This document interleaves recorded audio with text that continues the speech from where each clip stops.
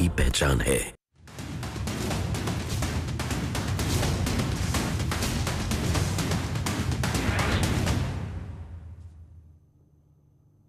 नमस्कार, आप देख रहे हैं लाख टकी की बात, यानी दिन की सभी बड़ी खबरें। मैं आपके साथ अजय वत्स। और डिनर पॉलिटिक्स दिल्ली में इस वक्त चल रही है। पीयूष गोयल केंद्रीय मंत्री के घर यूपी के कई सांसद इसमें हिस्सा ले रहे हैं डिनर में।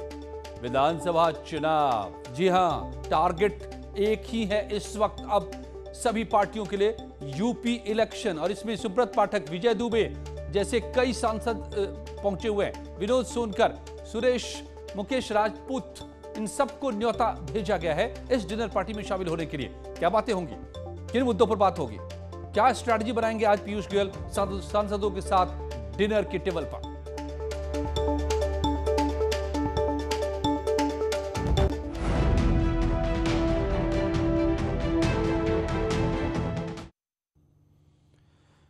और धर्म परिवर्तन को लेकर बहुत बड़ा खुलासा हुआ है। आरोप है कि दुधवा टाइगर रिजर्व के जंगलों में धर्म परिवर्तन का बड़ा रैकेट चल रहा है।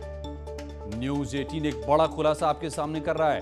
थारू जनजाति का धर्मांतरण होने का आरोप लगा है। ईसाई धर्म अपनाने को लेकर यह आरोप लगा है। बड़े पैमाने पर कराए जा रहे धर्मांतरण, क्रिश्चियन बनाया जा रहा है इन्हें। आरोप है कि साउथ और नॉर्थ ईस्ट की कुछ संस्थाएं यहां पर रहने वाली थारू जनजाति के लोगों को दबाव बनाकर, लालच देकर धर्म परिवर्तन के लिए उकसा रहे हैं।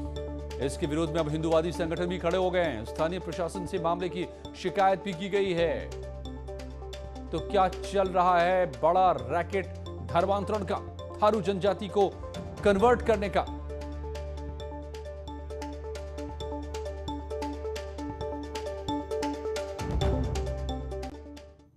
इन आरोपों के सामने आने के बाद न्यूज 18 ने दुधवा टाइगर रिजर्व के जंगलों में जाकर स्थानीय लोगों से आरोपों के बारे में सच जानने की कोशिश की, पूरे मामले की पड़ताल की। आपको सुनाते हैं यहां के लोग और हिंदूवादी संगठनों के क्या आरोप हैं। बाहर से लोग आ रहे हैं, हमारे लोगों को जैसे तैसे भड़का भड़का के अपना संगत करते हैं। कौन से धर्म के लोग हैं? वो ईसाई धर्म जा रहा है, वो हिंदू को हमारा नष्ट हो रहा है। यहाँ पे मंदिर बनने का मेन उद्देश्य यही है कि हमारे क्षेत्र में ईसाई मिशनरियों का कब्जा होने जा रहा है। बहुत जल्द अगर हम लोग ये मंदिर नहीं बनवाएंगे तो लगभग 20 साल में ईसाई मिशनरी पूरी तरह से इसे कब्जे में कर लेंगे, इसलिए मंदिर बनवा रहे हैं। कुछ लोग फायदा उठा के हमारे भोले भाले इन बेचारे लोगों को किसी न किसी तरीके से लालच देके कुछ तरीके से धर्म परिवर्तन कराने में लगे हुए थे। तो हमारा मेन उद्देश्य ये भी है, ये एक ऐसा केंद्र बिंदु बनाया जाए जहां ये पूरे समाज की आस्था का केंद्र बिंदु ये बने। इस धर्म में ले जाना चाह रहे हैं लोग, ले जा रहे हैं। ये हमारे हिंदू धर्म के लोग हैं, इनका ईसाईकरण हो रहा है। हाँ, बदल रहे हैं, बहुत से बदल गए। क्या बदल गए? वही क्रिश्चियन में, फिर क्रिश्चियन से क्रिश्चियन में चले। इस क्षेत्र की सबसे जटिल समस्या है कि ये जो वनवासी समाज है इसको धर्मांतरण करवाया जा रहा है ईसाई मिशनरियों के द्वारा। ये बड़ी समस्या है। और अब इस न्यूज 18 की खबर का असर भी हो रहा है। लखीमपुर खीरी में जिस तरह से धर्मांतरण के आरोप लग रहे हैं, हमने केंद्रीय गृह राज्य मंत्री अजय मिश्र से भी बात की और उनका बयान अब सामने आ रहा है। अजय मिश्र ने कहा है कि पहले भी इस तरह की खबरें आती रही हैं और प्रदेश में धर्मांतरण के विरुद्ध कानून लागू है, हालात सामान्य हैं, मामले में जो भी उचित होगा कार्रवाई जरूर होगी। वहाँ पर पहले भी और ऐसे बिहार और दूसरे भी प्रदेशों में जो इस तरह के गांव हैं उसमें ऐसी सूचनाएं मिलती रही हैं कि इस तरह के लोग आते हैं, प्रलोभन दे करके धर्मांतरण की बात करते हैं। हमारे प्रदेश में धर्मांतरण के विरुद्ध कानून भी बना है कि ज़बरदस्ती प्रलोभन दे करके किसी का धर्मांतरण न कराया जाए। वहाँ की स्थितियाँ सामान्य हैं, जानकारियाँ हो रही हैं, जानकारी के अनुसार जो भी उचित होगा वो कार्रवाई होगी। लखीमपुर खीरी में थारू लोगों के धर्मांतरण कराए जाने के आरोप पर बीजेपी के प्रवक्ता मनीष शुक्ला ने कहा कि उत्तर प्रदेश में धर्म परिवर्तन को लेकर कानून लागू है। ऐसे में लखीमपुर में अगर इस तरह की घटना हुई है तो कार्रवाई जरूर होगी। उत्तर प्रदेश विरुद्ध धर्म परिवर्तन प्रतिषेध कानून लागू है। लखीमपुर की घटना जो सामने आई है, यदि वहां बलपूर्वक, भय से, कपट से या लोभ और लालच के बल पे धर्म परिवर्तन हुआ होगा तो निश्चित रूप से इस कानून के तहत कड़ी कार्रवाई सुनिश्चित की जाएगी। और वही लखीमपुर खीरी इंडो नेपाल बॉर्डर पर थारू समाज के धर्म परिवर्तन के इस मामले में यहाँ के एसपी विजय ढुल का कहना है कि हम इस मामले में पुलिस और एसएसपी की टीम और अन्य एजेंसियां नजर बनाए हुए हैं और इस तरह की कोई शिकायत आने पर कड़ी कार्रवाई होगी। उन इलाकों पर सभी एजेंसी अब नजर बनाकर रख रही है। धर्मांतरण मानवता के विरुद्ध सबसे बड़ा षड्यंत्र है। किसी की आस्थाओं को कमजोर कहकर अपनी आस्थाओं को मजबूत कहना और उसके लिए लोगों को धर्मांतरण के लिए प्रेरित करना, केवल प्रेरित नहीं करना, लालच से, धोखे से या बल प्रयोग से उनको धर्म परिवर्तन करने के लिए मजबूर करना, मैं समझता हूं इससे बड़ा कोई और अपराध नहीं हो सकता। दुर्भाग्य से आज भी भारत के अंदर धर्मांतरण का राष्ट्रव्यापी षड्यंत्र चल रहा है। मुल्ला मौलवियों के षड्यंत्र तो बार बार उजागर हो रहे हैं। अभी एक स्कैम मिला है जिसका 25 से अधिक राज्यों के अंदर जाल फैला हुआ था, आतंकवादियों से कनेक्शन था। भारत नेपाल सीमा पर स्थानीय पुलिस, एसएसबी और बाकी एजेंसियों के द्वारा आपस में समन्वय और सहयोग के साथ कार्य किया जा रहा है। अगर इस प्रकार की कोई भी सूचना या शिकायत प्राप्त होती है तो उस पर जांच कर नियमानुसार अग्रिम विधिक कार्रवाई की जाएगी और पूरी सतर्क दृष्टि रखी जाएगी। यही वो लोग हैं, यही वो जनजाति है, थारू जनजाति, जिनके साथ हो रहा है ये बड़ा प्रपंच।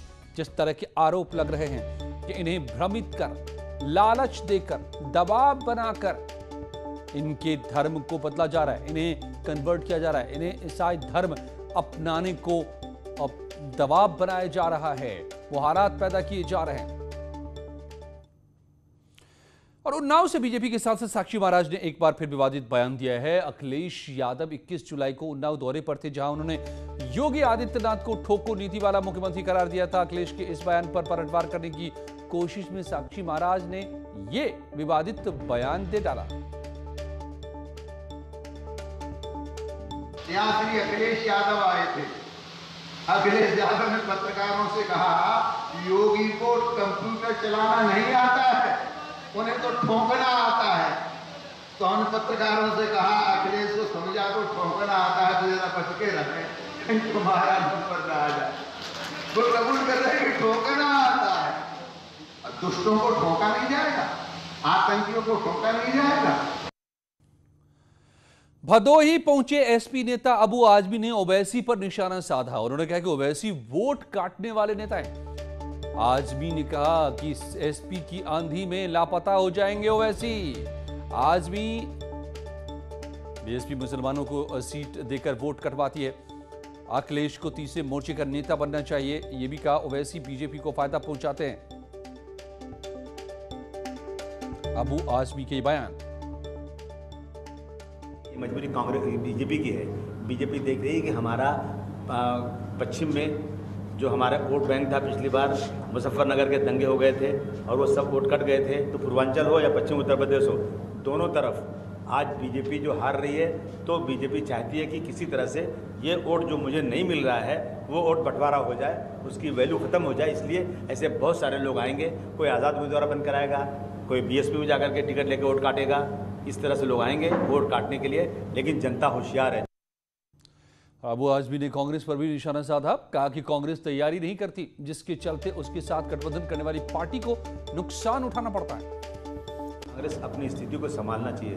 कांग्रेस को रस्सी जल गई, बल नहीं गया अभी तक। कांग्रेस ने ज़बरदस्ती 70 सीटें लिया बिहार में और उसके बाद शिमला में घूमने चले गए। अगर वो 70 सीटें नहीं लिए होते तो शायद आज बीजेपी की सरकार वहाँ नहीं बनती। और यही हालत कांग्रेस ने देखा बंगाल में क्या हुआ। तो कांग्रेस को पहले इलेक्शन लड़ने के पहले अपनी स्थिति पूरी मजबूत करना चाहिए। 2022 में होने वाले विधानसभा चुनाव की तैयारियां सभी सियासी पार्टियों ने अब शुरू कर दी है। कहीं सम्मेलन का दौर जारी है तो कहीं मुलाकातों का। आज इसी कड़ी में यूपी की सियासत से दो तस्वीरें निकलकर सामने आई। यूपी में विधानसभा चुनाव से पहले सियासी गठजोड़ की कोशिशें तेज हो गई हैं।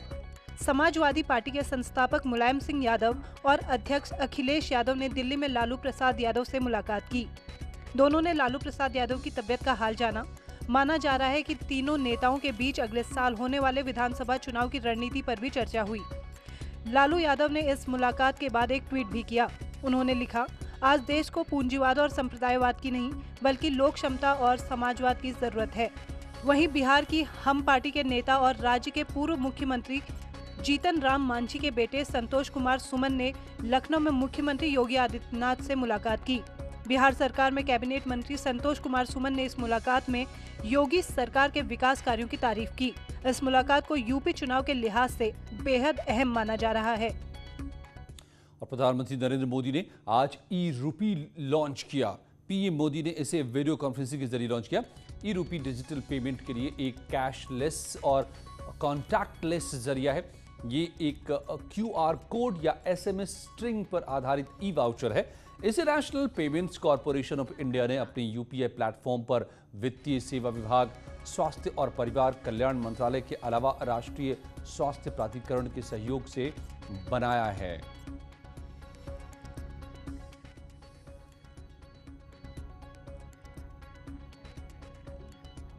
ई-रूपी वाउचर देश में डिजिटल ट्रांजैक्शन को, डीबीटी को और प्रभावी बनाने में बहुत बड़ी भूमिका निभाने वाला है।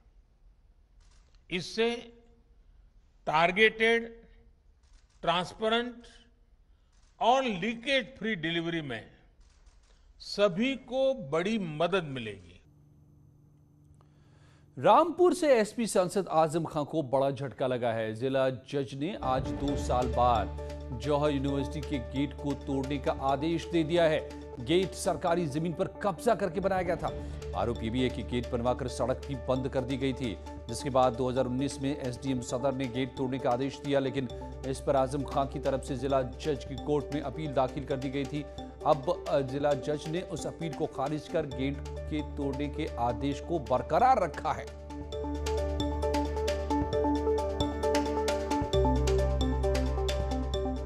घोसी से बीएसपी सांसद अतुल राय के खिलाफ दुष्कर्म का आरोप लगाने वाली लड़की के खिलाफ मुख्य न्यायिक मैजिस्ट्रेट की अदालत ने गैर जमानती वारंट जारी किया है।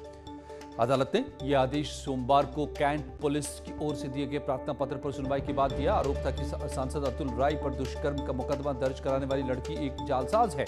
सांसद पर मुकदमा दर्ज कराने के वक्त उसने अपनी हाई स्कूल के मार्कशीट में अपना डेट ऑफ बर्थ 10 जून 1997 दी थी, लेकिन जब उसने यूपी कॉलेज के छात्र संघ अध्यक्ष पर 2015 में छेड़खानी और धमकी देने के आरोप में मुकदमा दर्ज कराया था, तो उस वक्त 10 जून के बदले 10 मार्च 1997 डेट ऑफ बर्थ बताया था। ऐसे में आरोप लगाने वाली लड़की के खिलाफ कोर्ट में धोखाधड़ी के आरोप में गैर जमानती वारंट अब जारी किया गया है।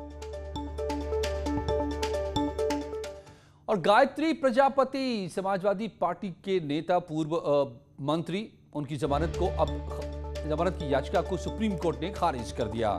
आज बड़ा झटका दिया प्रजापति को। सुप्रीम कोर्ट ने बीमारी का इलाज कराने के लिए जो जमानत मांग रहे थे गायत्री प्रजापति, उसे खारिज कर दिया। इस जमानत की याचिका का सीबीआई ने विरोध किया, दोनों पक्षों की दलील सुनी और कोर्ट ने याचिका खारिज कर दी, यानी जमानत नहीं।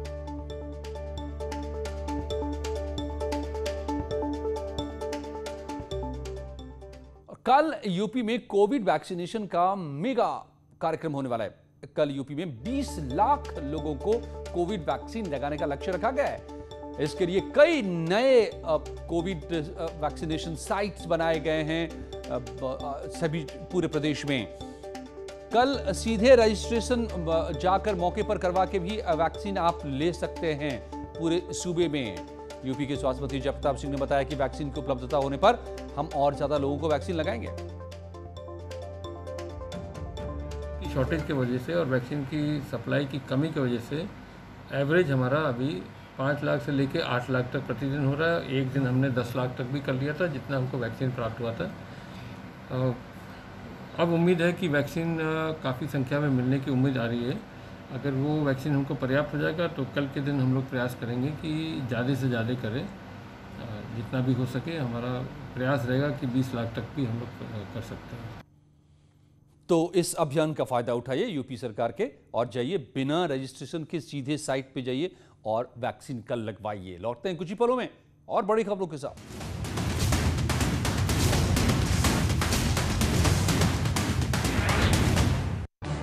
इस न्यूज हेडलाइंस के प्रायोजक